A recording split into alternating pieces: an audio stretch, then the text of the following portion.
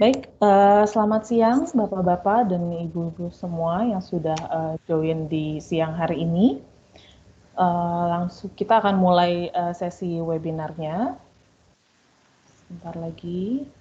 Kepada Bapak dan Ibu yang sudah gabung di webinar ini, saya minta sekali lagi untuk mikrofonnya di mute supaya kita semuanya bisa mendengarkan presentasinya dengan baik. Seperti itu.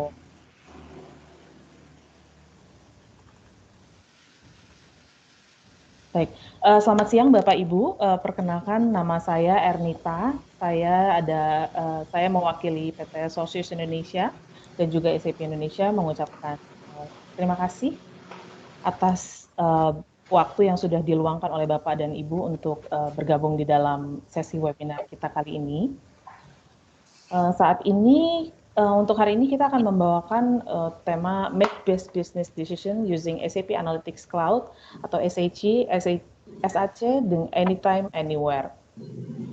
Untuk sesi hari ini adalah agenda yang bisa saya share.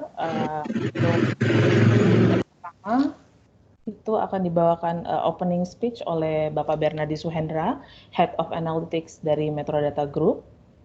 Lalu sesi selanjutnya adalah sesi SAP Analytics Cloud Anytime Anywhere yang akan dibawakan oleh Bapak Saiful Anwar dari Sosius Indonesia.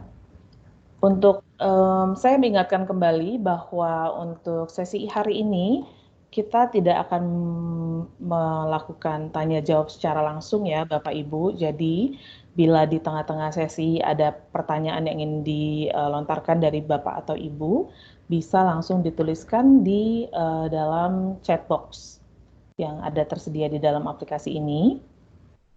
Nanti pada saat akhir acara, jika waktu masih memungkinkan, kita akan coba menjawab beberapa pertanyaan yang sudah dilontarkan.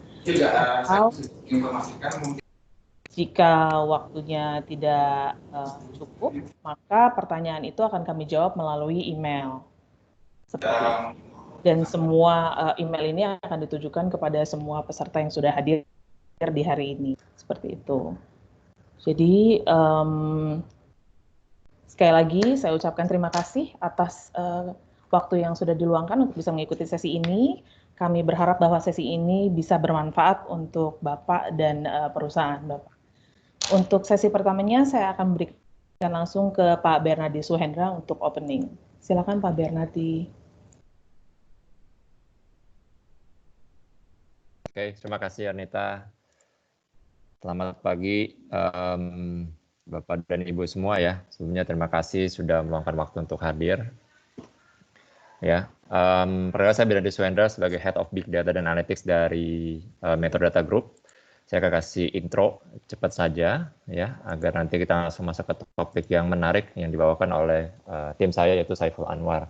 Mungkin dari Bapak dan Ibu yang hadir di sini sudah pernah kenal dengan grup kami dan Sosius Indonesia ya. Sosius Indonesia merupakan bagian dari Metrodata Group ya sebagai Digital Solution and Distribution Company ya, yang dimana Sosius Indonesia lebih diposisikan untuk ICT consulting ya.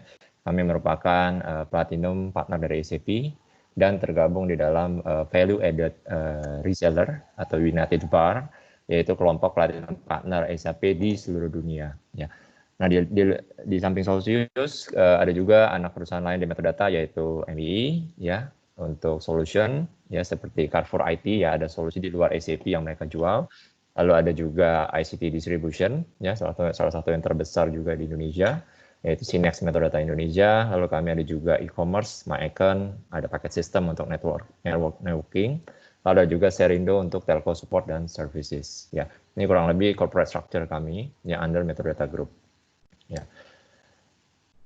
Lalu di bawah division unit saya, ya, yaitu Big Data dan Analytics, ya kami ada 6 pilar portfolio, ya sebagai berikut. Ya. Yang pertama paling di kiri adalah Business Intelligence, yang nanti akan banyak dibahas oleh Saiful Anwar ya di sesi kali ini, yaitu aplikasi ini akan membantu terutama para decision maker untuk mendapatkan informasi dengan cepat dan mudah. Ya, terutama di masa pandemi ini di mana mungkin sebagian besar para pengambil keputusan juga work from home, ya, jadi mungkin mereka harus diberikan akses ke data dan informasi dengan lebih mudah dan lebih cepat. Ya, maka dari itu software analytical mungkin yang berbasis software as a service ya, atau modelnya cloud based yang bisa diakses dimanapun selama ada internet, itu akan sangat membantu para pengambil keputusan ya di masa-masa seperti ini.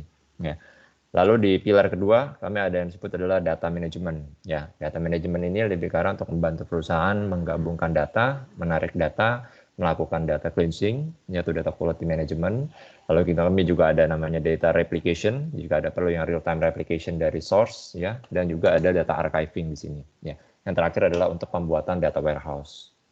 Ya. Kami ada juga pilar Enterprise Performance Management. Ya, ini pilar untuk melakukan budgeting, planning, dan konsolidasi keuangan. Ya, budgeting dan planning dilakukan oleh semua perusahaan ya untuk perencanaan ke depan, either financial planning, OPEX planning, atau CAPEX planning. Lalu tentunya bagi perusahaan yang ada beberapa unit atau beberapa PT, ya tentunya sebagai holding perlu melakukan financial consolidation dengan intercompany elimination. Ya, nah itu ada di solusi yang EPM ini atau Enterprise Performance Management. Lalu kami ada juga 3 pilar lain yang saat ini cukup banyak dicari ya, terutama di era digital transformation ya atau industri 4.0 ini. Yang pertama adalah big data ya. Big data tentunya mencakup data yang jauh lebih luas daripada data warehouse. Data warehouse umumnya adalah data-data terstruktur, ya big data mampu menarik data tidak terstruktur, semi structure ataupun juga data-data yang terstruktur seperti data warehouse. Ya, tentunya dia mampu menampung data dengan sangat besar dengan kecepatan pertumbuhan yang sangat cepat juga. Ya, big data atau data warehouse sebenarnya hanya tempat menampung data dengan cara yang berbeda. Ya, tapi tentunya kita harus meningkatkan nilai dari data tersebut. Ya, dari data menjadi informasi. Ya, setelah informasi kita bisa bangun suatu knowledge. Akhirnya knowledge itu dipakai oleh business user untuk melakukan suatu action. Ya. Nah, kami juga punya di bawah division ini tim data science ya untuk membantu mengolah data dan informasi menjadi suatu insight ya. Atau mungkin saya sebut adalah foresight untuk melihat ke depan, memproyeksikan sesuatu, merekomendasikan sesuatu atau melakukan optimization. Ya, either contoh inventory optimization, ya berapa level stok yang optimize untuk barang-barang saya, either finished good atau mungkin yang raw material atau packaging material ya, atau berapa kira-kira demand forecast yang akurat sesuai dengan variabel-variabel yang kita bisa tambahkan dari eksternal ya. Contohnya apa, misalnya contoh inflation rate misalnya GDP ya, dan lain-lainnya kita bisa sebenarnya crawl dari website atau data eksternal ya. Yang terakhir kami juga ada pilar social media analytics, yaitu yang mencakup social media monitoring dan juga sentiment analytics. Ya, sosial media ini tercakup ya Facebook, Twitter, Instagram, YouTube comment atau online blog, online web, yang dimana kami bisa crawl data-data tersebut, ya jumlah post, jumlah engagement, jumlah like atau dislike, ya bahkan sampai menerjemahkan dari kalimat menjadi sebuah sentimen positif, netral ataupun negatif. Ya, yang unik adalah dari platform ini ya kan justru kami fokus ke bahasa Indonesia ya dengan berbagai macam variasinya ya, contoh variasi untuk bahasa Jawa ya kan itu udah ada dictionary-nya di sini. Jadi di belakangnya menggunakan algoritma machine learning ya NLP, neural language processing, untuk mengolah kata-kata atau kalimat menjadi sebuah sentimen ya. Tentunya semua pilar ini nanti saling bisa terintegrasi. Yang utama adalah para decision maker itu mendapatkan data dan informasi yang lengkap, baik data internal ya dari ERP, CRM Bapak Ibu sekalian, ataupun dari eksternal, dari sosial media, dari online web, atau even mungkin dari sensor. Ya, memang topik hari ini akan lebih banyak bahas di pilar yang paling kiri. Ya, semoga topik hari ini yang selanjutnya dibawakan oleh tim saya yaitu Saiful Anwar akan membantu Bapak Ibu sekalian untuk meningkatkan nilai dari data itu sendiri ya, menggunakan software bernama SAP Analytics Cloud atau SAC. Oke, dari saya sekian. Mungkin bisa waktu dan tempat silakan ya, Saiful Anwar. Oke, terima kasih Pak Bernard. Saya akan show slide saya dulu.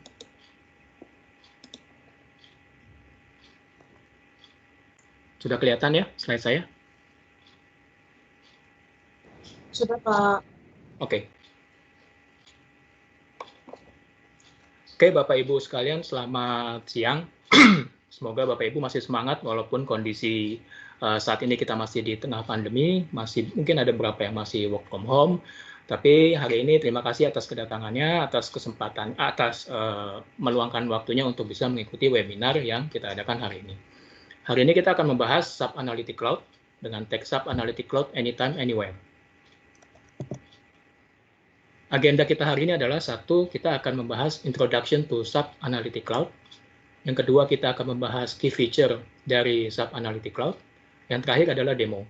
Dengan mempertimbangkan network dan lain-lain, beberapa demo sudah saya rekam dari tenan kita, dan saya gabungkan nanti ketika kita membahas di agenda kedua, yaitu key feature of SAP Analytics Cloud. Oke, saya mulai dengan agenda pertama. Oke, seperti kita ketahui bahwa arsitektur SAP itu kan sangat fluid sekali, sangat cepat bergerak gitu loh. Kalau sebelumnya kita melihat ada arsitektur lain, saat ini lebih dikenal dengan Intelligent Enterprise yang dibawa oleh SAP. Nah, sebenarnya di tengah Intelligent Enterprise itu di mana sih letak si analitik yang kita bawakan ini? Kalau kita lihat di diagram ini, enabler dari Intelligent Enterprise itu adalah Intelligent Part yang di bagian tengah. Di dalamnya itu ada analitik, ada intelligent teknologi, database dan data management, beserta application, development, dan integration. Jadi kita bisa lihat bahwa analitik memegang peranan yang sangat penting sekali karena dia menjadi enabler, menjadi penghubung antara X data dan O data yang dari data experience dan data operation.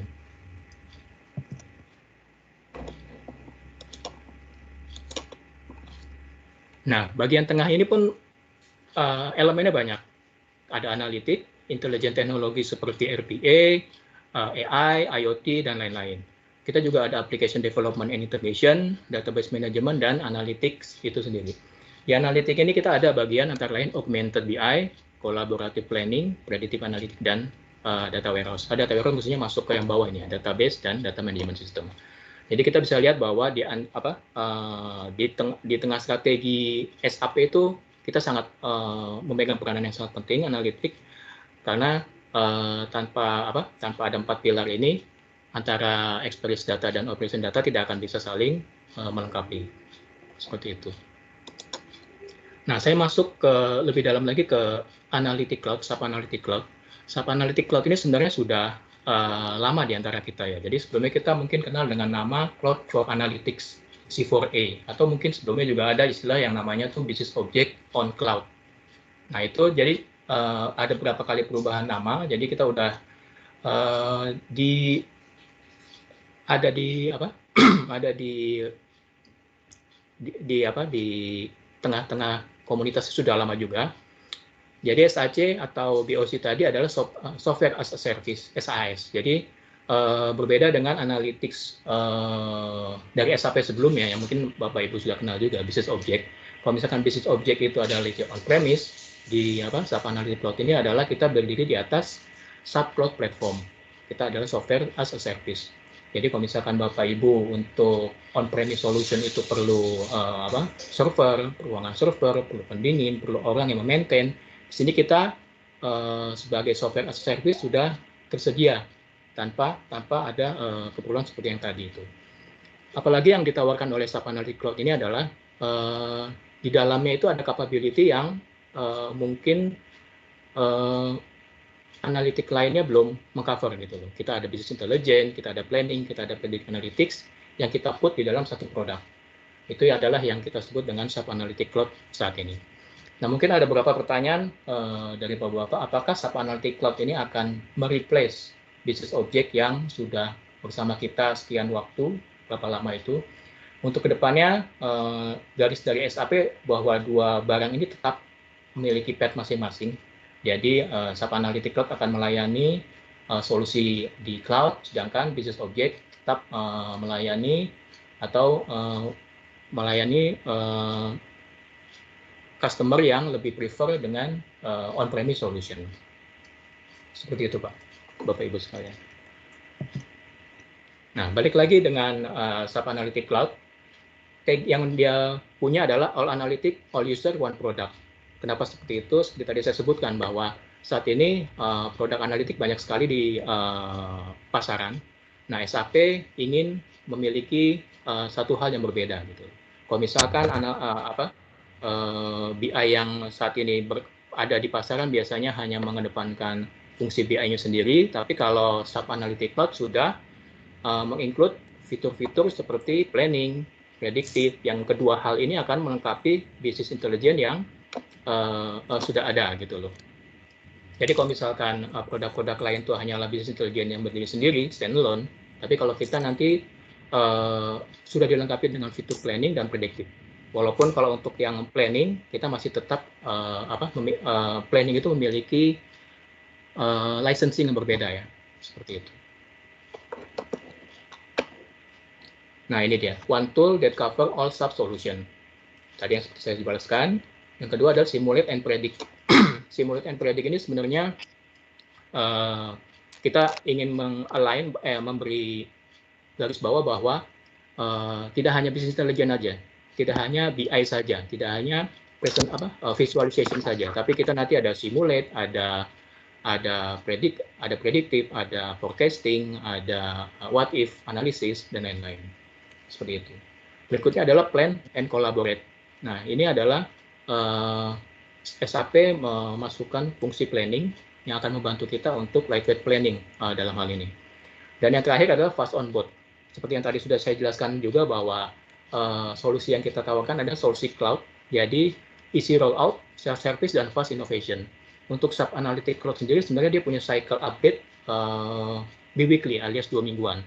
Bisa kita bayangkan kalau misalkan on-premise solution itu kan Bapak Ibu sekalian mesti memaintain patch-nya sendiri. Jadi ketika kita mesti tahu apakah SAP sudah mengeluarkan patch terbaru, kalaupun ada kita harus melakukan patching di server kita.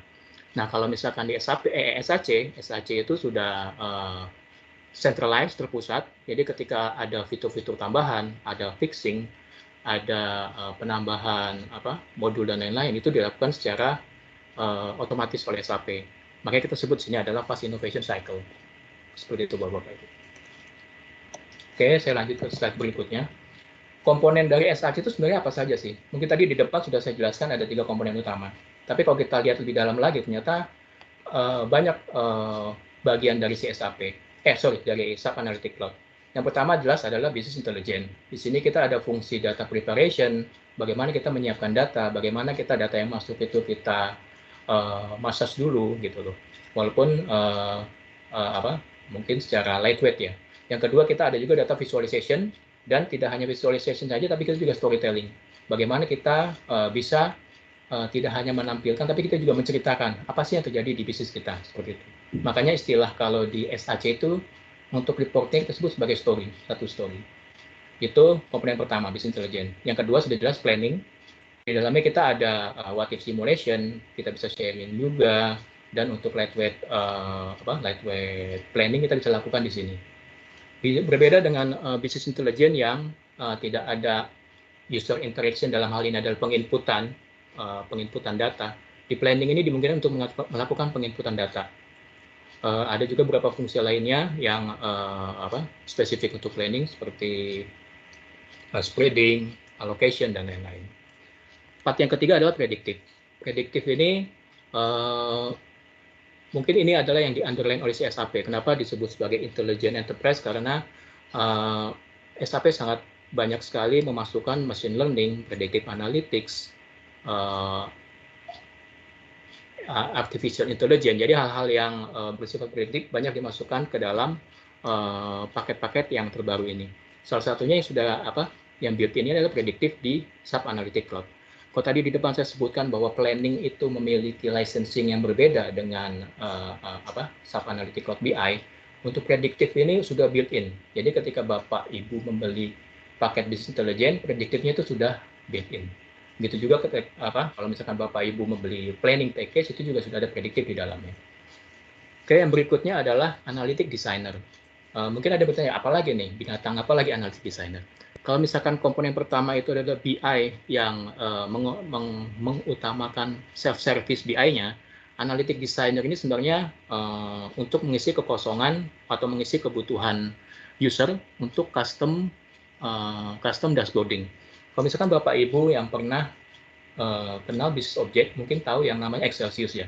Nah ini mungkin bisa dipadankan dengan Excelsius. Jadi kalau misalkan di BI, SAC BI itu kita lebih ke self-service, analytic designer ini untuk tampilan yang lebih custom. Dia ada kita bisa bikin tampilan yang lebih yang lebih customized, ada interaction yang lebih customized seperti itu. Jadi kita menyiapkan S1 menyiapkan fitur ketika orang tidak cukup dengan SAC BI yang self-service, kita ada di Analytic Designer untuk yang lebih custom. Next-nya apa komponennya? Yaitu Digital Boardroom.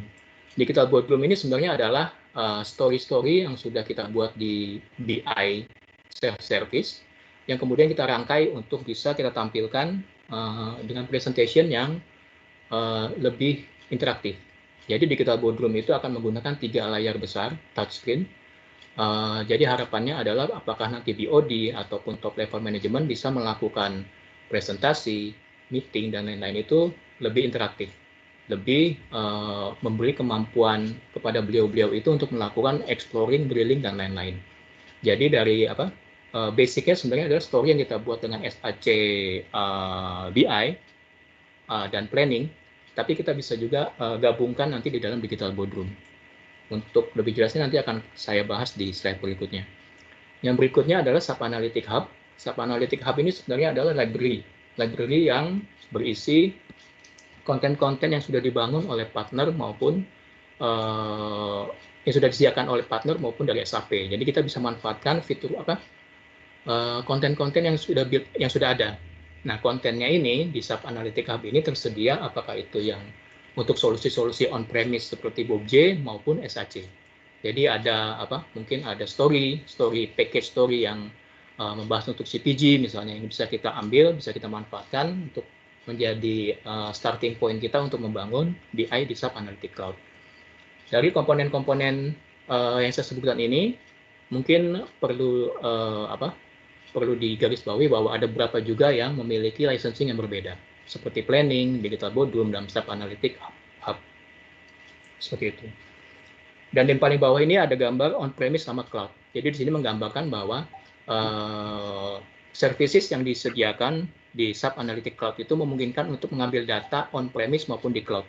Jadi kalau misalkan Bapak Ibu sekalian memiliki data di on-premise, apakah itu BW, apakah itu SQL Server, apakah itu Oracle, atau misalkan solusi-solusi di cloud, misalkan SuccessFactors, dan lain-lain, itu memungkinkan untuk diambil dan dimanfaatkan untuk ditampilkan di dalam SAP Analytic Cloud.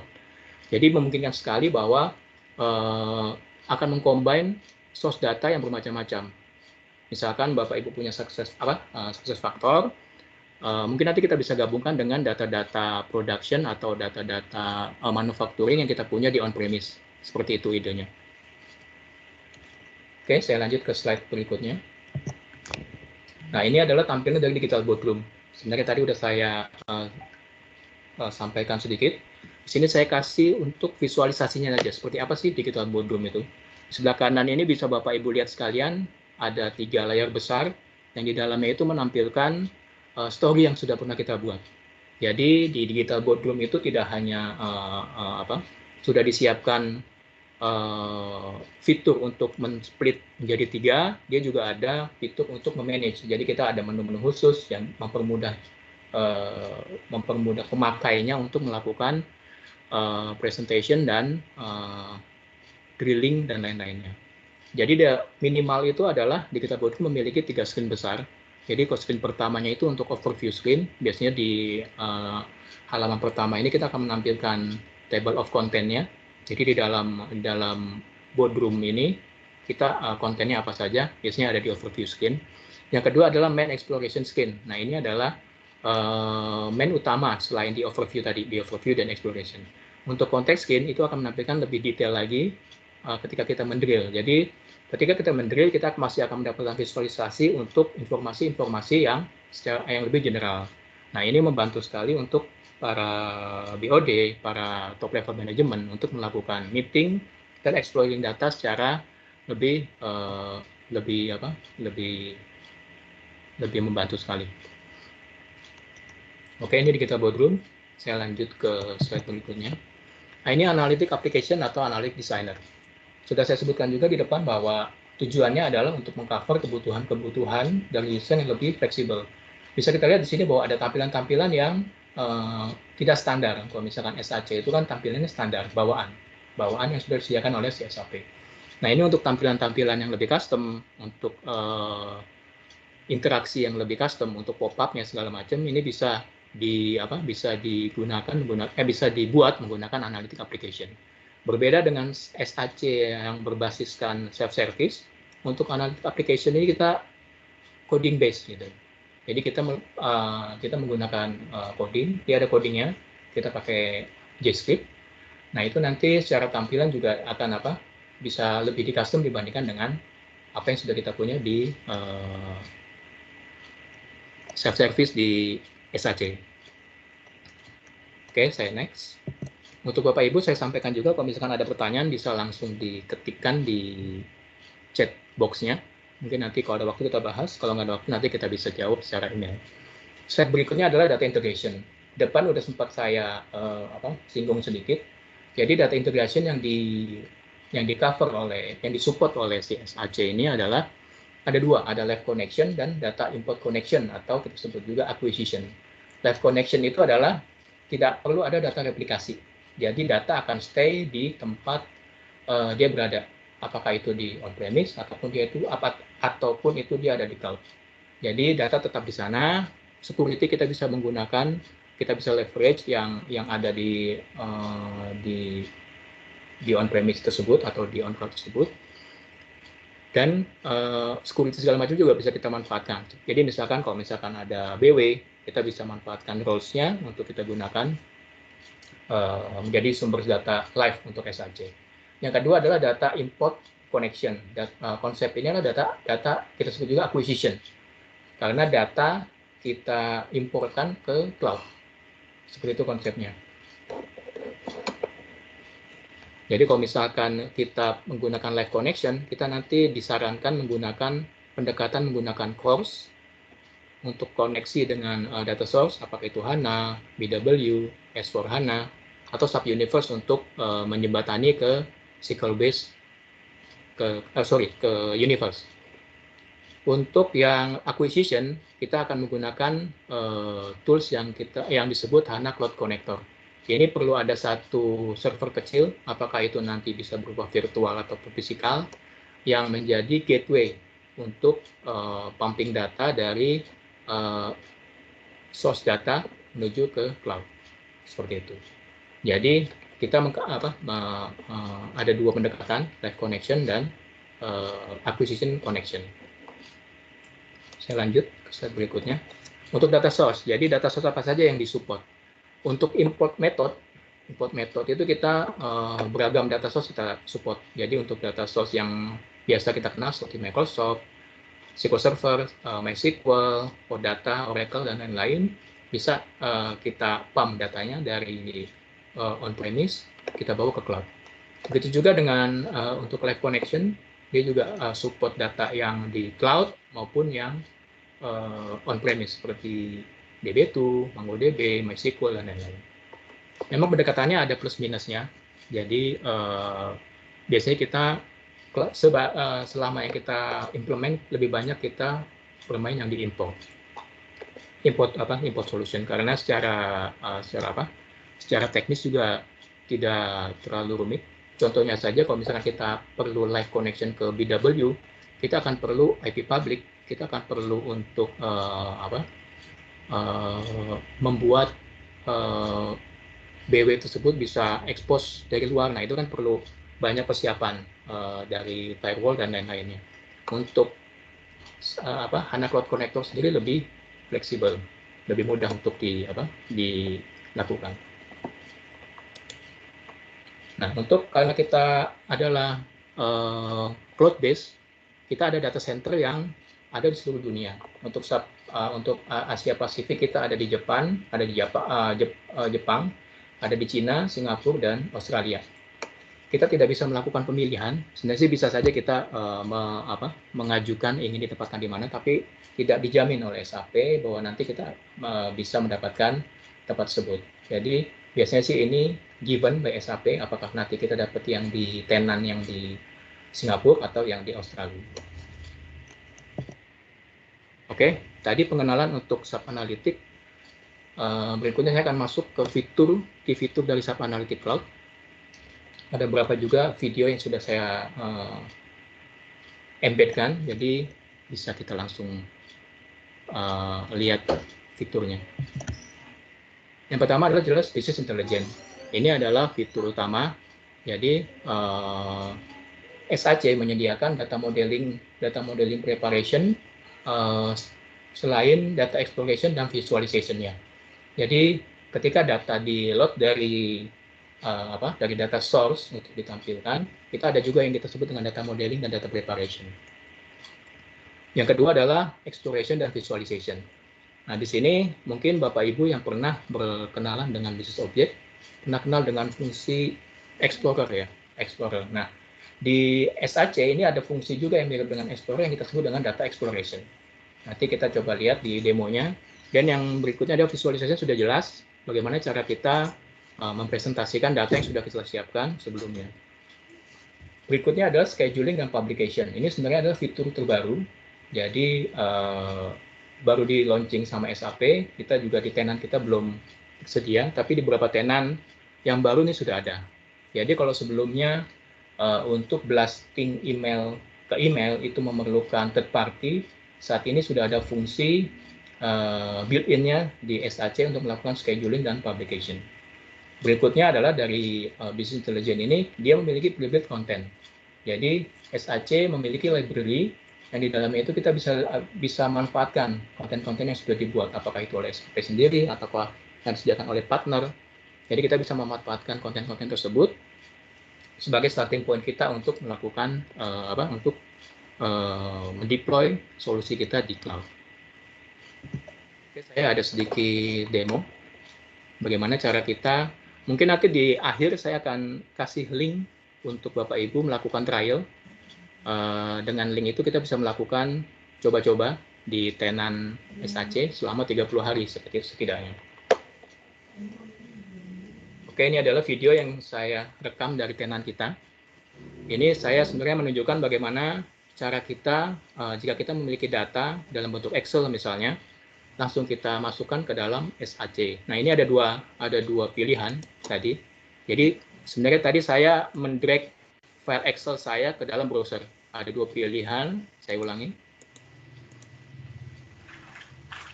Ini saya drag file Excel dari Explorer-nya, masuk ke dalam yang I'm feeling lucky. Nah, seperti itu bisa saya jelaskan bahwa ada dua pilihan tadi. Kalau misalkan I'm feeling lucky itu berarti si SAC akan melakukan pemodelan data secara otomatis. Sedangkan kalau yang satunya lagi kita harus melakukan modeling dari from scratch. Kalau misalkan kita baru mencoba, saya sarankan untuk memakai yang I'm feeling lucky supaya kita mendapatkan look and feel-nya dulu seperti apa. Oke, saya lanjut demonya. Saya percepat. Karena ini adalah proses loading data dari Excel file saya di lokal, saya import ke cloud. Saya percepat. Datanya sudah masuk.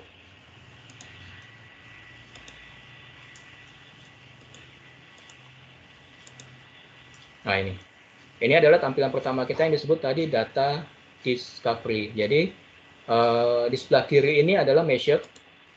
Measure adalah segala sesuatu yang bisa di-measure. Ada diskon, ada gross margin, ada original sales price, dan lain-lain. Nah, ini mungkin ada yang mestinya tidak masuk latitude longitude karena tadi prosesnya kita lakukan secara otomatis. Jadi sistem menganggap bahwa segala sesuatu yang numerical dianggap sebagai measure. Ini nanti bisa kita edit, bisa kita setting lagi bahwa latitude longitude itu mestinya tidak sebagai measure. Kalau di sebelah kiri kita punya measure, di sebelah kanan kita bisa tampilkan, kita mau lihat measure ini menggunakan dimension apa. Tentu saja measure kalau tidak ada dimension itu kita tidak akan ada gunanya, seperti ini. Saya tampilkan quantity sold, dia akan tampilkan quantity sold secara overall. Kita nggak tahu ini quantity sold untuk tahun berapa, area mana, manajernya siapa. Nah, saya di sini tampilkan dimensionnya. Dan dengan adanya dimension ini saya bisa lihat, saya bisa slice and dice. Saya slice berdasarkan location, dia akan tampil location. Saya mau lihat by product kategori juga bisa. Nah, ini berarti saya pakai dua dimension, by location dan product kategori. Atau saya juga bisa filter. Misalkan saya mau melihat quantity sold dari daerah Eugene misalnya. Nah, ini akan ditampilkan quantity sold dari Eugene itu seperti apa. Ini adalah data yang tadi saya import dari Excel di lokal ya. Jadi ini data sudah ada di cloud, sudah masuk ke cloud, lalu kita melakukan presentation menggunakan data exploration.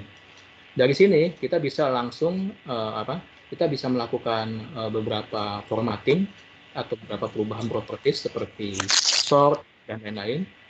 Jika kita sudah kita juga bisa juga untuk mengubahnya. Misalkan tampilannya kurang sesuai, kita bisa sesuaikan dengan chart yang kita bisa pilih. By default ini SAP akan memilihkan chart ketika pertama kali kita memilih ya. Nah, ini kita bisa ganti. Kalau misalkan kita tadi maunya pie, kita bisa ganti jadi pie. Kalau mau tetap bar, kita balikan lagi. Dari yang sudah muncul, bisa kita jadikan chart pertama untuk story kita. Nah, ini saya masuk di sini. Kalau misalkan saya mau buat chart baru lagi, saya tinggal klik chart selection-nya. Saya pilih measure apa yang akan saya tampilkan. Saya juga bisa melakukan calculation di situ. Quantity sold misalnya. Dan tambahkan dimension. Saya mau lihat quantity sold by apa. Ya, di sini misalkan saya menggunakan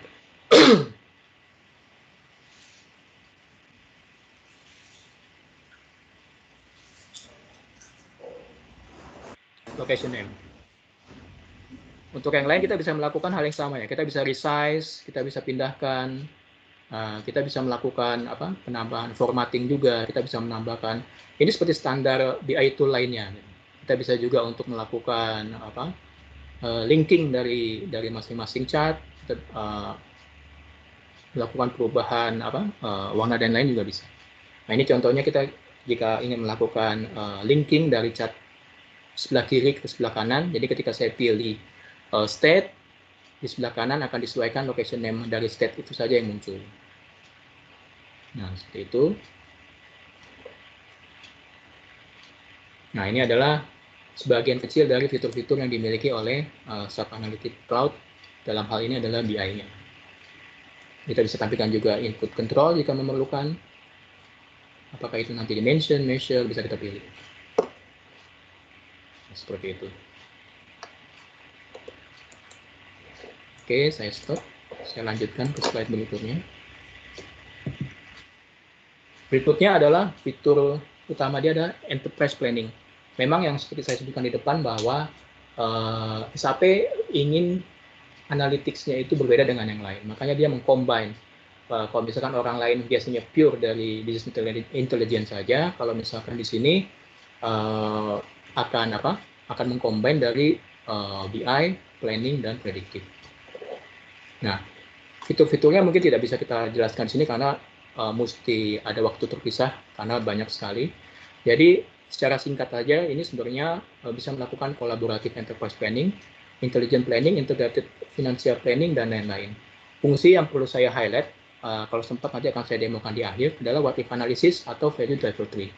Jadi kalau misalkan Bapak Ibu memerlukan simulasi simulasi what if, nah itu biasanya kita menggunakan what if analysis yang dimiliki oleh si enterprise planning ini. Oke, saya ada sedikit video, saya percepat saja karena waktunya tidak lama.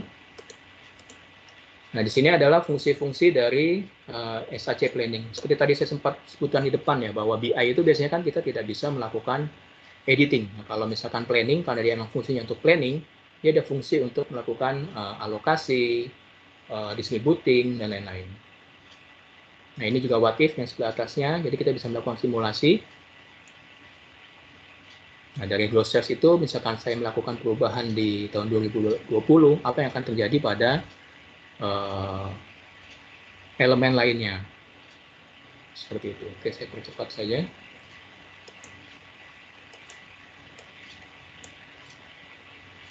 Nah, ketika kita melakukan perubahan, dia akan meng-highlight warnanya menjadi kuning untuk elemen-elemen yang mengalami perubahan. Jadi kita tahu, ketika kita melakukan perubahan di satu key, kita akan tahu perubahannya itu terjadi di mana saja. Sudah kita melakukan proses planning tadi, apakah itu distributing, apakah itu allocation, kita bisa men-share ke user lainnya. Nah, ini untuk fungsi alokasinya. Seperti kita lihat di bawahnya itu belum ada key alokasi, dia akan melakukan alokasi.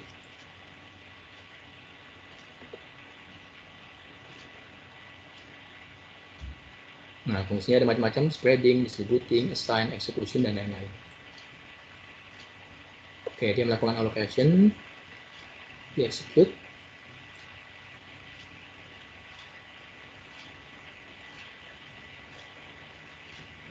Nah, seperti kita lihat, dia akan terdistribusi di bawahnya. Nah, itu adalah fungsi yang ditekankan di enterprise planning ini. Jadi, berbeda dengan BI yang hanya melakukan visualisasi saja, tapi kalau di planning, kita akan bisa melakukan proses planning. Oke, saya stop dulu videonya untuk lanjut ke bahasan berikutnya.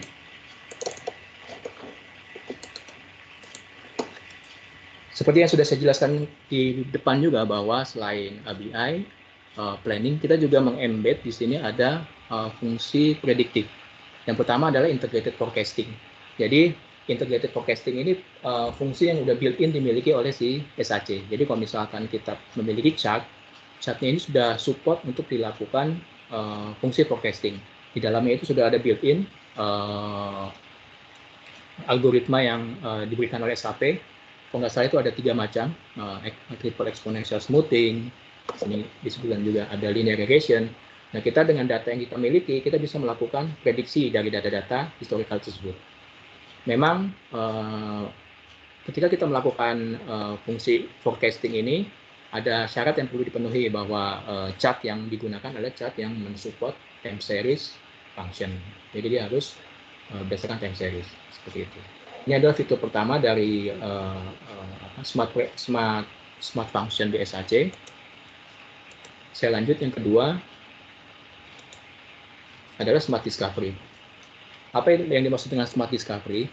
Smart discovery sebenarnya adalah SAP menyediakan suatu fungsi di mana kita bisa menyediakan data, dan dari data yang kita sediakan ini SAP akan mengolah di belakangnya. SAP akan menggunakan artificial intelligence, menggunakan predictive analytics, menggunakan fungsi-fungsi forecasting di belakang sana, di subcloud platformnya, sehingga kita hanya menyediakan datanya saja.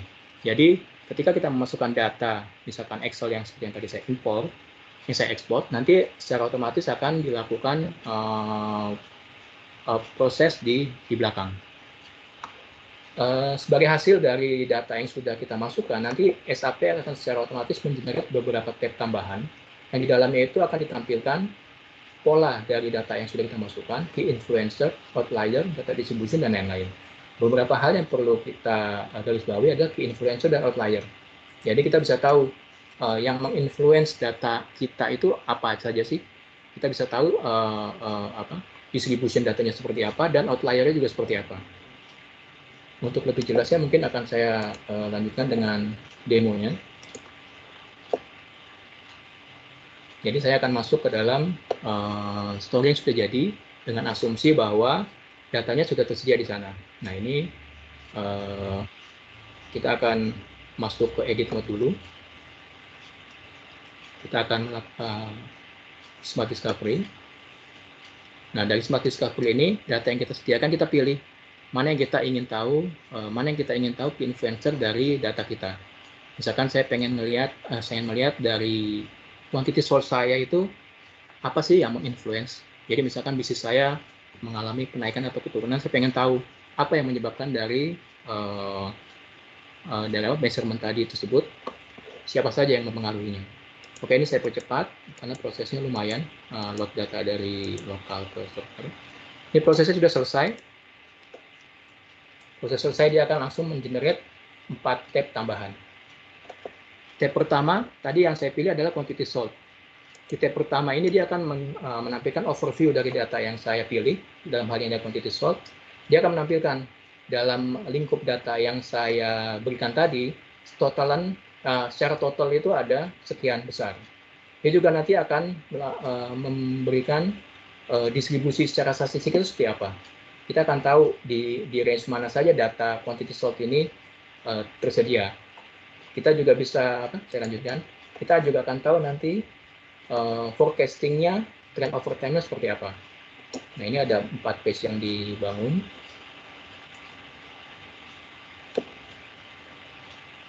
Oke, ini value-nya. Nah, ini dia di belakang melakukan clustering atau segmentation. Jadi dia tahu yang banyak itu di area quantity sold berapa saja dari data yang kita punya. Dia penggal-penggal datanya dia untuk batasan tertentu. Oke, ini sebenarnya semua statistik saja. Nah, dia kasih tahu bahwa range data kita tuh banyak di 0 sampai 1000 mungkin. 1000 sampai 2000 ada sekian, dan lain-lain. Nah, dari data yang sudah kita miliki, dia juga melakukan prediksi. Let's say kita memiliki data 3 tahun di sini. Dia akan tampilkan forecasting seperti yang tadi saya sebutkan. Dengan data selama beberapa tahun di belakang itu, kita akan tahu kedepannya dia akan naik atau akan turun. Nah, kita punya data dari 2016, di 2017 itu akan seperti apa. Dia juga akan analisa keterkaitan datanya. Di sini dia bandingkan antara quantity sold dengan sales-nya, sales manager-nya. Dia tahu siapa yang perform. Nah, dia juga bisa tahu di sini perubahannya seperti apa jika kita melihat secara potongan data monthly, secara semester, dan secara tahunan. Jadi kita bisa melihat quantity sold itu pergerakannya seperti apa sih. Nah, ini kita bisa lihat bahwa secara semesteran itu sebenarnya mengalami penurunan, tapi ketika kita lihat secara tahunan, kita akan lihat dia sebenarnya menaik, walaupun ketika lihat secara semester itu sebenarnya ada fluktuatif. Nah, ini kita menggunakan fungsi Smart Insight. Ini di belakang dia melakukan pengolahan data seperti ini. Dia akan melakukan, dia akan mengecek siapa top kontributornya. Dia akan melihat toko-toko mana saja yang memberikan bagian penjualan terbesar dan lain-lain. Nah, ini dilakukan secara otomatis oleh si SAP Analytics Cloud. Jadi kita hanya menyediakan datanya saja, nanti dia akan melakukan fungsi-fungsi fungsi-fungsi statistiknya, fungsi-fungsi prediktifnya dan lain-lain. Sorry.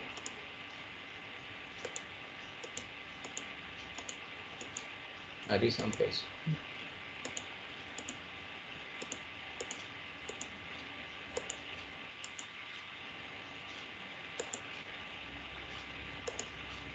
Nah, ini tab kedua. Key influencer-nya kita pengen tahu. Jadi tadi saya pilih quantity sold. Dia akan mencek data kita.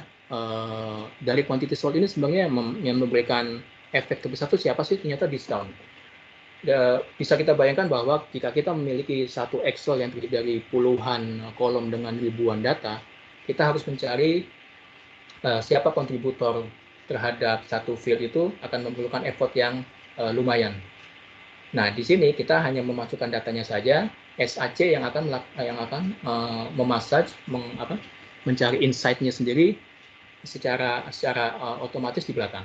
Di sini kita sudah diperlihatkan bahwa dari quantity sold yang saya punya, ternyata yang memberikan efek terbesar adalah diskon.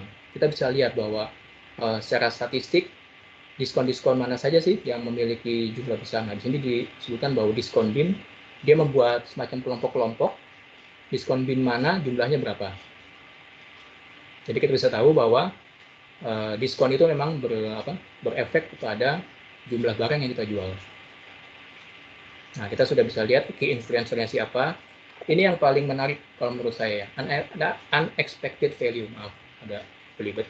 Jadi unexpected value itu adalah, saya coba jelaskan sedikit. Kita memiliki data 3 tahun ke belakang. Dari data 3 tahun ke belakang, sebenarnya si SAC ini sudah bisa melakukan forecasting. Dengan data 3 tahun tersebut, saya akan tahu tahun depan mestinya itu naik atau turun. Misalkan akan naik gitu. Nah, di fungsi unexpected value ini, dari yang seharusnya naik, siapa saja yang tidak sesuai dengan prediksinya. Jadi, di prediksinya dia mestinya naik ketika melihat tren selama 3 tahun ke belakang, tapi kenyataannya turun. Nah, disinilah fungsi dari tab tersebut.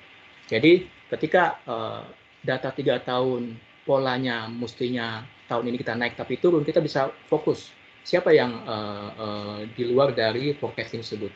Kalau misalnya selama 3 tahun trennya naik tapi turun, kita bisa cek apakah di store mana, di location mana, dan sales manager mana. Jadi yang sebenarnya ingin di-highlight oleh tab unexpected value ini adalah outlier yang muncul dari data kita. Jadi seperti contoh yang tadi saya sebutkan bahwa dari data Excel kita yang dari puluhan kolom, ribuan row itu sebenarnya kita bisa forecast dari data 2 tahun, misalkan dari 2017 sampai 2018, di 2019 itu mestinya akan naik nih penjualan. Tapi ternyata di X-tool-nya itu turun, misalnya seperti itu. Nah, kita bisa fokuskan untuk yang turun-turun ini siapa saja. Kita bisa lihat sales manajernya, location-nya mana, store-nya apa, barang yang dijual apa. Seperti itu. Oke, saya lanjutkan videonya. Nah, ini kebetulan expected-nya itu 41.000, tapi actual-nya 146. Ini contoh yang baik, karena berdasarkan forecasting atau data historical kita, mestinya itu yang kita forecastkan untuk tahun ini adalah 64, tapi kenyataannya 100.000. Berarti ini adalah bagus, contoh yang bagus. Tapi mungkin kalau orang yang perlu melihat yang urgent adalah kalau misalkan ada yang aktualnya itu minus di bawah forecastingnya. Nah, ini kebetulan contohnya bagus semua, jadi dia lebih tinggi dibandingkan forecasting. Nah, ini kalau kita misalkan mau mencari yang bermasalah, kita bisa lihat lokasinya di mana dan mana. Nah, ini ada grafiknya juga, kita bisa lihat bahwa contoh di sini sebenarnya contoh yang bagus di mana hasil forecast actualnya itu lebih tinggi dari forecast, makanya dia ada di bawah. Kalau misalkan ada yang hasil actualnya lebih rendah dari forecasting, dia akan ada di atas ini. Seperti itu. Jadi ini kebetulan contoh data yang baik. Jadi hasil data forecastingnya itu 67, tapi kenyataannya actualnya dia dapat 139. Ini adalah fungsi dari unexpected value. Berikutnya adalah simulation. Dengan pola data yang kita miliki selama 3 tahun itu, kita bisa melakukan simulasi. Jadi misalkan tadi di depan kita bisa lihat bahwa untuk sales manager A, misalkan dia quantity sold-nya rendah. Nah, apakah ketika kita mengganti sales manager itu akan mengalami perubahan? Atau misalkan ada elemen lain, misalkan diskonnya kita naikkan. Apakah ada perubahan dari quantity sold? Nah, ini ada plus 9%. Berarti dengan mengubah discount value, kita bisa menaikkan quantity sold dari barang kita. Itu adalah fungsi dari simulation. Nah, jadi bisa dibayangkan fitur yang satu ini, dengan hanya kita menyiapkan data saja, SAC akan melakukan proses secara otomatis di belakang. Oke, saya lanjut ke slide berikutnya, Smart Insight. Ini saya cepat saja, waktunya sudah 10 menit lagi. Jadi Smart Insight intinya adalah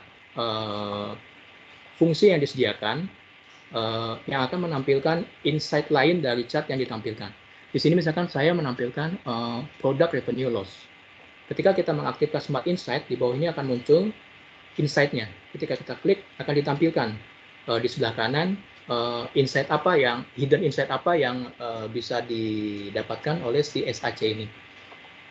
Jadi kita mungkin bisa tahu bahwa area tertentu merah. Nah, hidden insight-nya akan ditampilkan di sebelah kanannya, di box sebelah kanan ini. Untuk lebih jelasnya saya coba tampilkan. Saya akan buka yang sudah ada. Nah, di sini ditampilkan sebenarnya summary dashboard dari data yang sudah kita punya. Kita akan coba menampilkan Smart Insight dari chart yang melihat produk perform over time. Nah, di sini kita sudah tahu bahwa barang yang dijual itu adalah jus yang paling banyak dari tahun 2014 sampai 2016. Hidden insight apa yang bisa SAC berikan? Kita aktifkan menunya. Nah, di bawah ini akan muncul Smart Insight. Nah, kita akan diberitahu bahwa di sini sebenarnya kita hanya melihat secara dimensi waktu, tapi hidden insight-nya dia bisa melingkan dengan dimensi lain. Kita tahu memang bahwa jus secara overtime itu meningkat. Tapi di sini juga diinformasikan ke kita bahwa ternyata Los Angeles nih yang memberikan gross margin per location terbesar. Jadi kalau misalkan kita ingin memberikan menaikkan gross margin untuk daerah lain, kita bisa melihat apa yang dilakukan di Los Angeles, sehingga contoh daerah Beverly Hills ini tidak memiliki gross margin yang rendah. Begitu juga dengan hidden insight yang lain ditampilkan di sini. Kita bisa lihat juga sales manajernya siapa yang memberikan kontribusi terbesar. Sehingga misalkan kita bisa tahu apa saja yang dia lakukan ketika kita ingin meningkatkan gross margin di daerah yang lain. Seperti itu. Itu adalah Smart Insight yang tujuannya adalah menampilkan hidden insight yang mungkin belum terlihat secara kasat mata. Yang berikutnya ada Simple Search. Ini saya singkat saja. Jadi Simple Search itu sebenarnya kemampuan yang ditawarkan ketika user untuk membuat report, kita tidak perlu melakukannya secara manual. Sebelumnya saya sudah jelaskan bahwa untuk membuat report itu kita mesti masuk ke designer mode-nya, terus kita pilih chart-nya, kita pilih dimensi segala macam. Tapi kita bisa juga menggunakan bahasa yang kita gunakan sehari-hari. Oke. Nah, kita selanjutkan lagi ya. Untuk pertanyaannya kita masih keep di chat box ya Pak. Kalau ada yang belum, masih ada yang mau ditanyakan silakan dituliskan. Silakan Pak Saiful. Oke. Ini layarnya udah kelihatan ya. Maaf tadi keputus. Iya kelihatan Pak. Ya. Nah di sini akan ditunjukkan gimana simple search-nya itu menggunakan natural language. Jadi kita, Bapak bisa, sorry, saya mundurin dulu. Bapak bisa menggunakan menu ini. Jadi kita tampilkan. Kalau misalkan ada banyak model, biasanya kita pilih modelnya dulu. Kalau enggak nanti dia akan menampilkan kita mau query berdasarkan model mana. Nah kita langsung tuliskan saja bahasa manusianya. So quantity sold by manager misalnya. Oke, chartnya akan otomatis ditampilkan. Nah, jadi bisa dibayangkan bahwa kita menggunakan bahasa-bahasa manusiawi, natural language ini, tapi mesin bisa mengolahnya dan menampilkan chart yang sesuai. Kalau kita mau ganti lagi, kita tinggal double klik saja. Double klik, nanti kita bisa edit sintak apa yang kita mau tambahkan.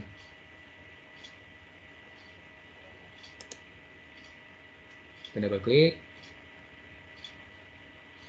Karena kita mau ganti,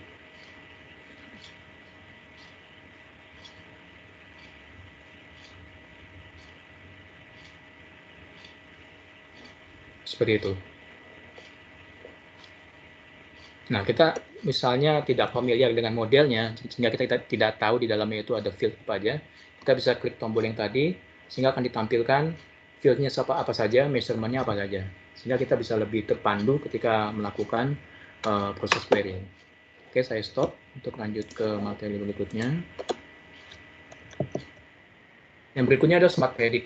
Nah, Smart Predict ini sebenarnya yang lebih advance dari fitur-fitur yang sudah saya sebutkan di belakang, bahwa kalau misalkan fitur-fitur di belakang tadi seperti Smart yang menggunakan natural language, Smart Discovery dan lain-lain, itu adalah menggunakan bawaan atau built-in function dari SAP. Kalau Smart Predict ini sebenarnya kita bisa membangun model prediktif sendiri. Mungkin kalau misalkan Bapak Ibu ada yang pernah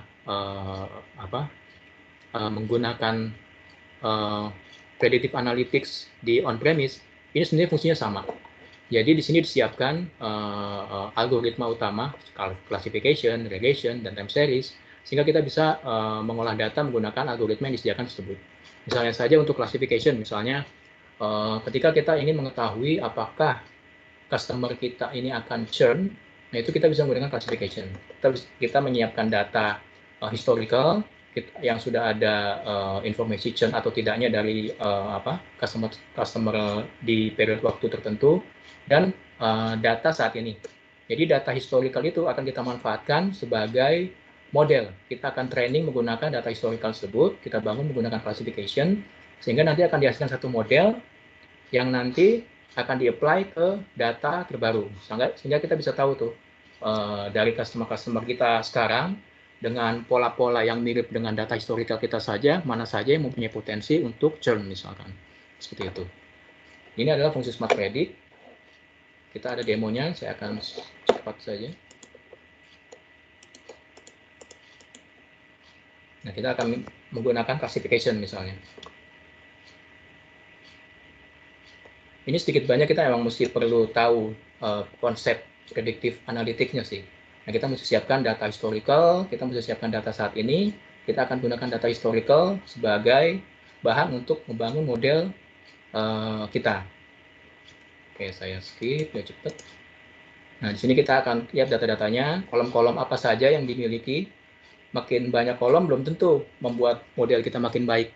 Nah, ini makanya Smart Predict ini yang akan nanti mengolah sehingga tahu kolom-kolom mana saja yang mempunyai keterkaitan sehingga bisa membentuk model yang baik. Nah, ini masih massaging data. Kita juga mesti ngecek datanya ada yang kosong atau tidak, dan lain-lain. Nah, ini kita buat modelnya. Tadi udah persiapan data. Ini ketika kita buat modelnya, kita akan ambil dataset kita yang digunakan untuk menjadi bahan model. Nah, di sini kita cek metadatanya apa saja.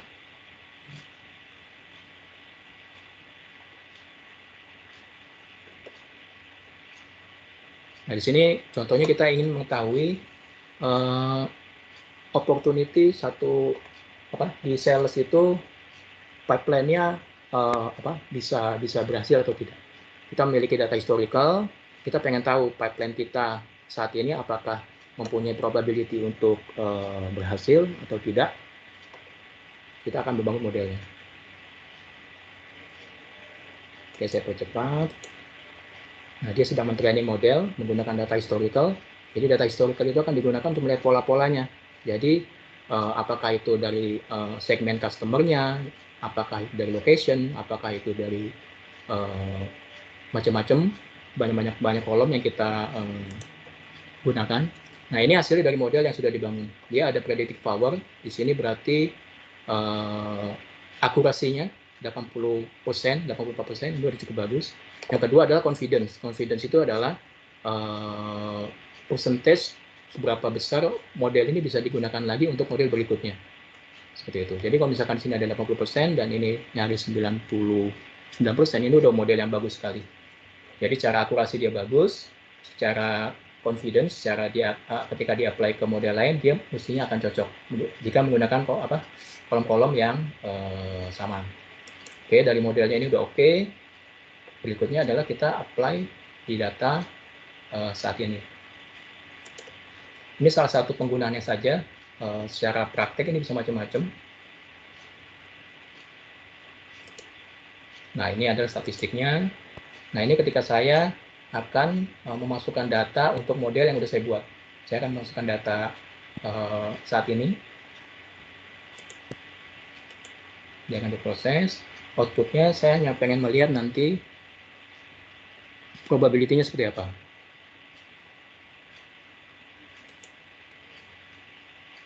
Karena di sini kita pengen melihat pipeline kita, pipeline mana saja yang mempunyai probability untuk berhasil. Nah, ini hasilnya. Nah, jadi yang hijau ini adalah yang mempunyai probability untuk berhasil, sedangkan yang kuning dan merah ini mempunyai probability rendah untuk berhasil. Sehingga probability yang merah dan kuning ini mungkin bisa kita ajukan ke manajemen apakah leads list ini perlu kita tindak lanjuti atau tidak. Tapi at least setidaknya dari kita sudah mempunyai informasi bahwa leads mana saja yang memiliki probability besar untuk berhasil dan mana-mana saja yang memiliki probability sedang atau bahkan rendah yang merah-merah ini. Sehingga nanti in the end ini akan membantu kita ketika pipeline sehingga kita bisa fokus pada opti-opti yang memang memiliki probability besar saja untuk berhasil. Seperti itu. Nah, itu adalah salah satu penggunaan dari Smart Predict. Jadi berbeda dengan sebelumnya yang kita menggunakan built-in function, Smart Predict ini kita membuat model sendiri. Walaupun sebenarnya ada pro cons-nya juga, ada beberapa orang yang biasa berkecimpung di predictive analytics melihat bahwa ini adalah black box gitu. Tapi at least ini sudah disediakan oleh SAP, kita bisa manfaatkan sehingga kita tidak perlu build model dari nol, dari awal sekali. Gitu.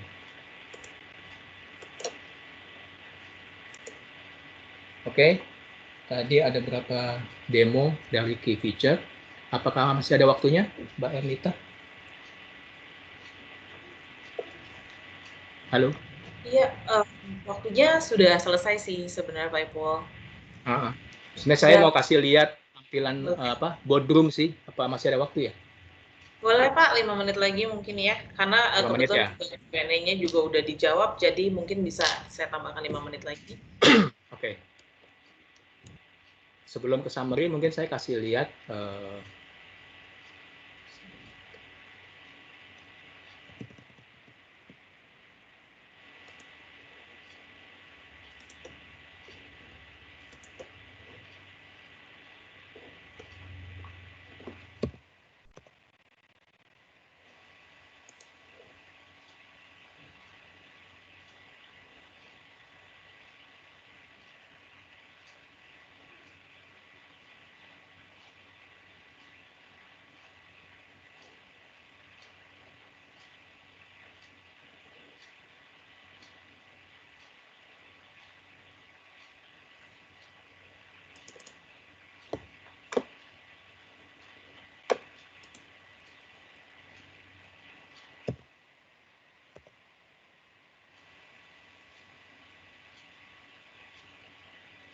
Oke, sebentar. Saya masuk dulu ke browsernya.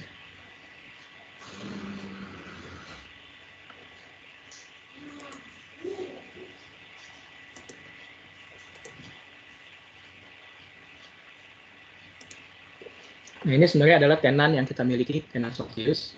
Di sini kita ada kasih lihat sebenarnya digital boardroom itu seperti apa. Tadi yang sudah saya jelaskan bahwa digital boardroom itu sebenarnya fitur khusus dari SAC. Dia memang secara licensing berbeda, tapi sebenarnya dari masing-masing story ini adalah story yang kita bangun menggunakan SAC. Jadi story-story tersebut digabungkan menggunakan presentation yang khusus yang kita sebut dengan digital boardroom. Dia memiliki menu-menu khusus. Jadi kalau misalkan SAC standar itu tidak akan memiliki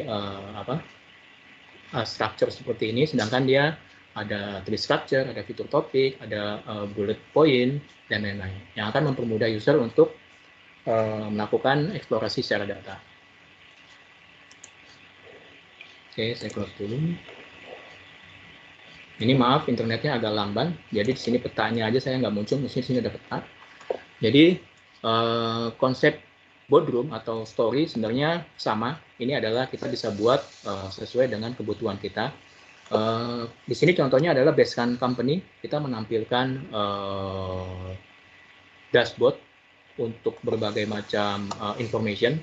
Kita ada informasi dari HR, kita ada informasi dari sales, kita ada dari finance gitu. Jadi kita sebagai Basecamp ini adalah suatu manufacturing company. Kita ingin ada satu reporting, kita ingin ada satu dashboard yang bisa digunakan oleh manajer, oleh BOD untuk melakukan simulasi dan lain-lain. Juga untuk melihat update dari perusahaan kita seperti apa. Nah, di halaman pertama ini adalah overview. Biasanya overview itu adalah menyampilkan summary dari masing-masing modul yang kita tampilkan. Di sini kita ada tampilkan quantity profit forecast-nya seperti apa, sales revenue-nya seperti apa, HR expenses-nya seperti apa, travel expense, dan lain-lain. Jadi dari sini aja kita sudah tahu bahwa compare dengan tahun lalu ternyata untuk profit forecast-nya itu kita mengalami penurunan. Begitu juga dengan sales revenue. Saat ini kita ada 547M.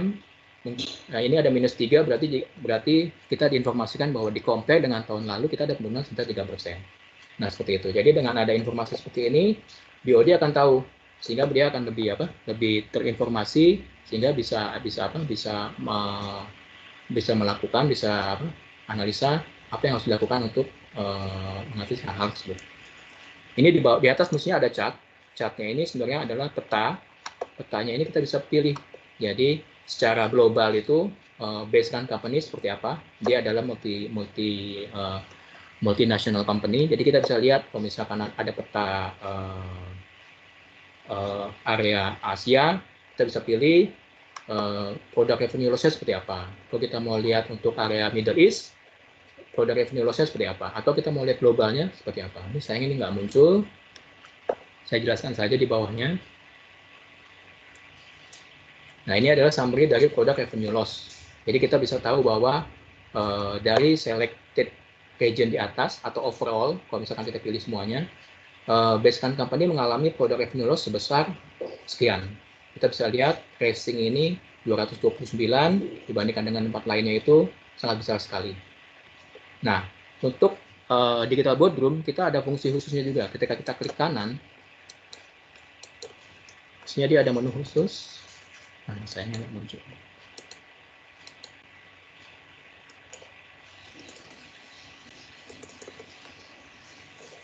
Ya maaf karena internetnya agak lamban.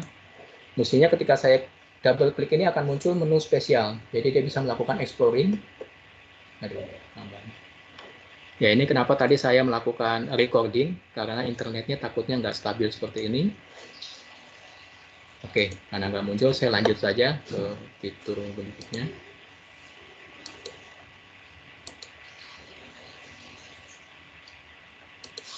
Nah ini. Jadi ini ketika saya klik kanan, dia akan menu tampilan seperti ini. Ini adalah khusus menu Digital Boardroom. Jadi saya tahu tadi ada chart product revenue loss, saya bisa tahu bahwa ada racing, ada. Jadi ini kan bike company ya, dia perusahaan manufacturing sepeda. Dia bisa tahu bahwa produk revenue loss per masing-masing produknya itu di mana saja yang besar. Nah ini untuk sepeda yang bertipe racing nih yang bermasalah. Sehingga kalau kita ingin tahu drill down-nya, kita bisa masuk ke menu explore. Ini akan menampilkan data discovery yang pernah saya yang pernah saya sampaikan juga sebelumnya. Jadi kita bisa tahu racing bermasalah, yang lainnya itu 60-an ribu, dia ada di atas 100 ribu. Jadi kalau misalkan kita pengen mengecek ada apa sih dengan si racing ini, dengan produk racing ini, saya misalnya, oke, saya pilih yang, saya bisa tambahkan dimension lain. Misalkan saya tampilkan kompetitornya. Nah, ini ada kompetitor. Saya mau fokus di racing. Dan saya mau tahu production racing yang diproduk dengan kompetitor saya siapa saja sih. Saya pengen tahu apakah ada kompetitor yang, nah ini kompetitor-kompetitor saya untuk produk sepeda racing. Ternyata yang nomor satu ini adalah si Dexter Bike, yang dia memproduksi dengan sangat besar sekali, yang mungkin di pasar itu mendesak produk saya gitu, sehingga saya mengalami produk revenue loss cukup besar. Nah, jadi yang ingin saya tunjukkan adalah Digital Boardroom itu membantu kita untuk menampilkan data seperti apa, dan dia juga bisa menampilkan hidden insight yang mungkin membantu BOD, top level management untuk melakukan proses slash and dash dengan lebih efektif seperti itu. Nah, ini ada contoh juga untuk dari modul human resource. Kita bisa lihat bahwa HR expense itu expense-nya ada penurunan dan lain-lain. Kita bisa lihat di sini penyebabnya juga apa. Kita bisa lihat dari modul sales. Nah, di sini juga kita bisa lihat monthly revenue by material. Kita bisa slice and dash juga berdasarkan dimensionnya. Jadi saya bisa lihat juga by city, revenue seperti apa. Tadi bisa kita lihat ada warna merah dan putih. Yang merah ini kita bisa set bahwa kita kasih threshold. Kalau misalkan ini berbeda dengan previous period, dia akan berwarna merah. Jadi kita tahu bahwa Houston, Los Angeles, ini misalkan Calgary, itu adalah kota-kota yang secara revenue itu mengalami penurunan. Jadi BOD, top level management, dengan sekali lihat itu bisa langsung fokus. Wah, daerah-daerah mana saja nih yang perlu kita tindak lanjuti. Di bawahnya mungkin setelah kita tampilkan summary-nya di atas, kita tampilkan detailnya di bawah. Kita tampilkan NPS score-nya.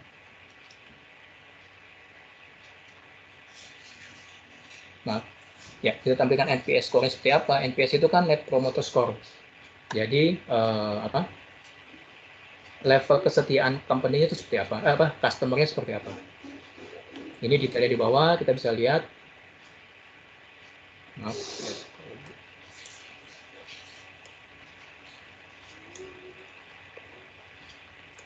Nah, ini untuk detailnya.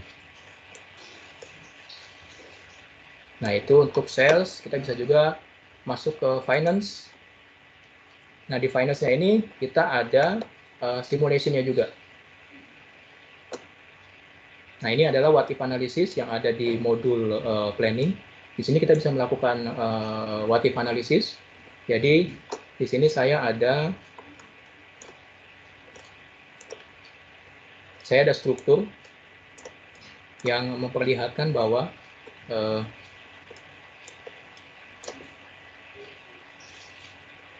operating income saya itu berdasarkan operating income dari si base run itu berdasarkan operating expense di bawah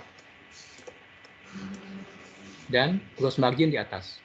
Jadi kalau misalkan kita sudah diinformasikan bahwa kita memiliki profit forecast yang turun, kita mengalami sales revenue yang turun. Nah, itu apakah ada hal-hal yang kita bisa adjust sehingga kita bisa tahu apakah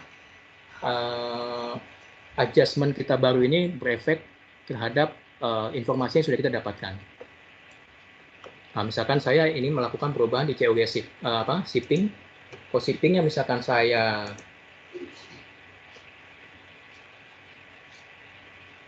turunkan, apakah secara revenue-nya ini akan membantu? Nah, di sini ada 3%. Sorry. Shippingnya saya perkecil dulu, saya turunin.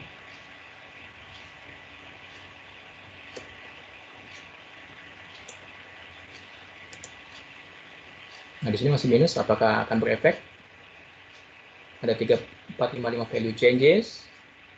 Dia akan melakukan simulasi. Untuk value-value yang berubah, yang akan di-highlight dengan warna kuning. Nah, kita bisa lihat ini belum memberikan efek besar. Nah, ini kita bisa melakukan simulasi yang lainnya juga. Seperti itu. Jadi, ini ada strukturnya. Kita bisa tahu juga komposisinya seperti apa, hierarkinya seperti apa, anaknya seperti apa. Nah, jika kita melakukan adjustment di satu titik, apakah akan memberikan efek positif terhadap angka-angka yang sudah kita lihat di atas tadi. Maaf, ini lagi update proses. Ya, seperti itu. Jadi ini adalah digital boardroom yang kita akan menampilkan story-story dari yang sudah kita buat. Kita gabungkan menjadi satu. Kalau misalkan di digital boardroom itu seharusnya ada tiga screen besar, sehingga akan lebih mempermudah BOD atau top level untuk mendrill. Kalau misalkan tadi ada keterlambatan, saya mohon maaf karena internetnya agak kurang stabil, makanya ada beberapa tadi yang saya record untuk menghindari hal-hal seperti ini. Seperti itu dari saya informasikan. Saya akan balik lagi ke screen sebentar. Ya, summary dari yang sudah kita jelaskan di webinar hari ini adalah satu. SAP Analytics Cloud itu adalah analitik dengan berbagai macam fitur. Ada business intelligence, ada augmented analytics, ada predictive analytics, dan juga dia sudah dilengkapi dengan enterprise planning. Walaupun memang yang sudah saya highlight di depan bahwa secara licensing untuk planning memang berbeda. Jadi kalau misalkan Bapak Ibu hanya butuh BI-nya saja, itu sudah ada. Jangan kalau misalkan memang perlu untuk yang enterprise planning juga ada dengan skema licensing yang berbeda. Untuk prediktif sudah built-in, jadi ketika Bapak Ibu membeli Cloud Analytics dengan BI, itu fungsi-fungsi yang saya jelaskan kayak Smart Predict, Smart Discovery, dan lain-lain itu sudah ada. Yang kedua adalah Equip with Smart Predict feature. Nah, ini saya juga sudah informasikan bahwa di SAP Cloud Platform, secara built-in dia sudah ada AI, ada forecasting, ada predictive, sehingga kita bisa mengambil fitur-fitur yang sudah disediakan tersebut untuk kita manfaatkan untuk story yang akan kita buat untuk company kita. Berikutnya adalah Enterprise Scheduling dan Publication. Ini memang fitur baru, jadi fitur sebelumnya itu belum ada, ini baru di launching di 2020 ini. Jadi kalau misalkan sebelumnya kita sangat terbatas sekali, kita hanya bisa sharing dengan sesama tenan kita, sama user di tenan kita. Dengan adanya Scheduling Publication ini, kita memungkinkan untuk kita blast secara email. Walaupun saya baca terakhir itu masih ada limitation dari jumlah resipiennya, tapi setidaknya sudah ada petanda cerah dari sebelumnya yang tidak ada sama sekali. Sebelumnya itu kita mesti beli third party produk, Pak atau Ibu. Jadi ketika kita ingin blasting email, kita perlu third party. Nah, saat ini sudah disediakan oleh SAP. Yang terakhir adalah mobile. Seperti yang tadi Pak Bernard bilang bahwa di era yang seperti saat ini, di mana orang banyak yang working from home, akses melalui mobile itu sangat diperlukan. Jadi, dengan kita reside di cloud, ini sangat memudahkan kita untuk melakukan akses, apakah menggunakan gadget ataupun menggunakan standar notebook, dan lain-lain. Itu saja yang saya sampaikan hari ini. Di slide terakhir ini saya sampaikan ada beberapa resource. Jika misalkan teman-teman ada beberapa yang ingin tahu lebih dalam lagi, di sini juga ada SAP Analytics Pro Trial. Bapak Ibu bisa coba. Ini fungsinya sudah mengcover yang sudah saya jelaskan, hanya dia tidak bisa ambil data dari on-premise source. Bapak Ibu mesti upgrade dulu. Tapi kalau untuk fitur smartnya itu ada semua, smart predict, smart dan lainnya itu ada semua. Seperti itu. Cuma dia tidak bisa ambil data, dia cuma bisa ambil data dari Excel dan CSV dan juga dari source online. Itu saja dari saya. Saya kembalikan ke Bu Ernita. Terima kasih. Selamat siang. Oke, terima kasih Pak Saiful. Terima kasih juga kepada Bapak Ibu yang sudah bergabung dan masih bertahan walaupun waktunya sudah lewat dari yang seharusnya. Kita sudah lewat 25 menit dari jam 12. Untuk selanjutnya saya akan share feedback form. Jadi di layar saat ini saya tunjukkan ada feedback form. Setelah sesi ini kami sangat mengharapkan bahwa Bapak dan Ibu bisa mengisi feedback form yang sudah kami buat supaya kami juga lebih tahu kebutuhan dari Bapak dan Ibu ke depannya yang berhubungan dengan solusi yang kami bawakan hari ini. Seperti itu. Untuk pertanyaannya, sebagian besar ya sudah dijawab oleh Pak Bernardi. Ada 3 pertanyaan terakhir yang mungkin belum sempat terjawab. Mungkin nanti akan kami jawab melalui email. Seluruh pertanyaan juga akan kami rekod dan kami email kepada seluruh peserta di siang ini. Jadi setelah mengisi feedback form, kami akan memberikan e-voucher yang detailnya juga silakan diisi di dalam feedback form yang sudah kami sediakan. Sebagai rasa terima kasih kami, Bapak dan Ibu sudah bersedia meluangkan sedikit waktunya untuk sesi hari ini. Dan sekali lagi saya dan juga atas nama speakers hari ini mengucapkan terima kasih dan semoga solusi yang kami bawakan bermanfaat untuk Bapak dan perusahaan. Apabila ada pertanyaan tambahan atau apabila membutuhkan informasi yang lebih lanjut, silakan menghubungi kami langsung. Bisa via telepon atau via email atau juga visit website kami. Kontaknya juga sudah kami share di website. Terima kasih, selamat siang semuanya Bapak dan Ibu, selamat makan siang. Terima kasih Pak Saiful dan Pak Bernard juga untuk sesinya hari ini. Oke, terima kasih. Terima kasih semua. Ya.